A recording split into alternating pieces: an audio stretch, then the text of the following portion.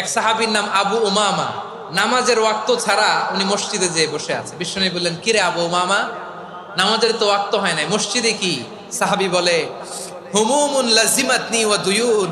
নবী গো, ঋণের বোঝায় এমন টেনশনে আছি, ঘরে থাকতে পারলাম না, মসজিদে চলে আসছে। বিশ্বনবী বলেন, আমি কি তোমার এমন একটা দোয়া শিখাবো যেটা পড়লে আল্লাহ তাআলা তোমার ঋণের বোঝা হালকা করে দিবেন?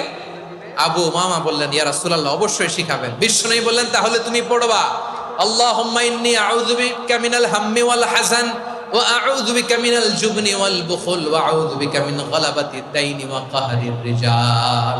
ও আল্লাহ, তোমার কাছ থেকে দুশ্চিন্তা থেকে পানাহ চাই, কৃপণতা, ভীরুতা, অলসতা, কার্পণ্যতা, এই সব কিছু থেকে, মানুষের কঠোরতা, আমার উপর মানুষের আধিপত্য এবং ঋণের বোঝা থেকে পানাহ চাই। এই দোয়াটা যখন বিষ্ণুনবী শিখাই দিলেন, আবু উমামা বারবার এই দোয়া পড়ে। আবু উমামা বলে, এই দোয়া আমি পড়তে লাগলাম আর